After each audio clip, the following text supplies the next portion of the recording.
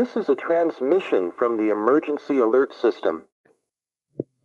The Centers for Disease Control and the Food and Drug Administration have issued a nationwide emergency alert.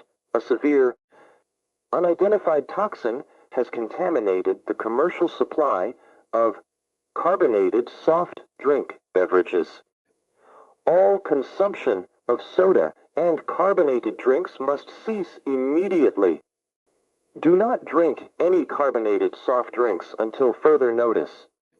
The toxin causes rapid and severe medical symptoms within 2 to 4 hours of consumption. Symptoms are described as including skin discoloration and severe gastrointestinal distress. In this fictional scenario, the progression leads to critical systemic failure. If an individual were experiencing a medical emergency, they would be advised to seek immediate professional medical attention at a hospital. Public safety instructions in this script by discarding affected beverages and following updates from local media channels as the situation develops.